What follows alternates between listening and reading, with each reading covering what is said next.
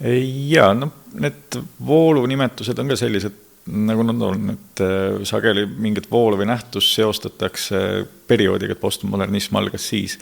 Aga samas võib postmodernistlikke teoseid leida ka hoopis varasemast perioodist, et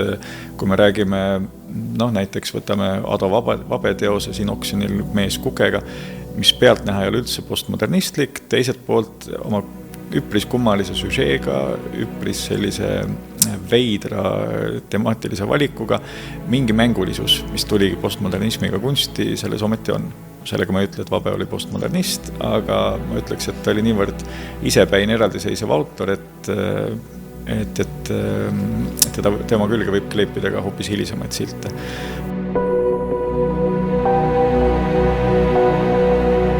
Või Nikolai Kulli töö Varane, mis on olen nüüd aru saanud siin teiste kõnelustest, asjatundjate kõnelustest, kunstiajalooline leid,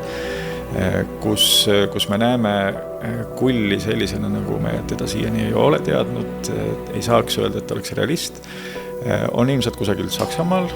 väikeses külas maalimas ja nüüd see vormide lahustumine, mis seal toimub ja ka teatud õrn nägemuslikkus, mis sinna siseneb, see päriselt ei ole see Kulli realism, mida me hiljem tunneme, aga mis ta täpselt on, mis ismi alla teda lahterdada. Ma ei tea, kas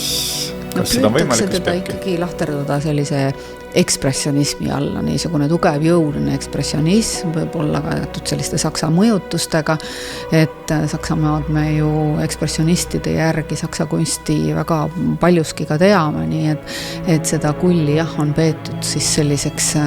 museoloogilise väärtusega teoseks, just kuna see periood, ütleme see nii-öelda ism ei ole Eesti kunstis väga laialt esindatud, et siis Kull niisuguse jõulise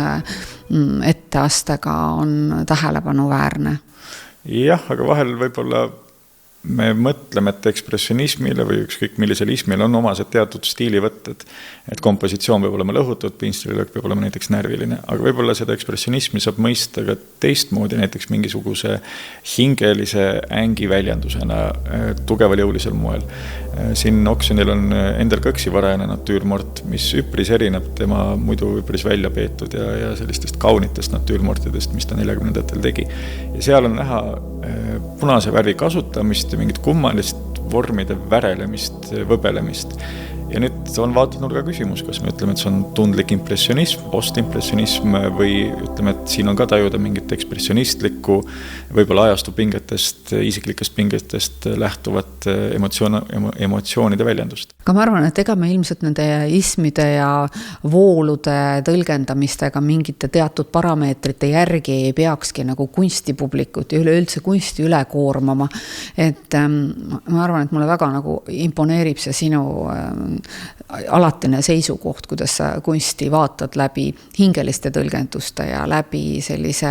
emotsionaalse koodi ja laetuse, mis on kunstniku ajendanud, sest vaevalt nad ise ennast mingite ismidega kuidagi sidusid, et nad läksid kaasa mingite vooludega ja interpreteerisid neid, nii et see Kõks on mu meelest hästi tore näide ja Kõks ei ole üleüldsegi traditsiooniline natüürmort ega mitte mingit pidi lillepilt, nagu ta pealtnäha ju on.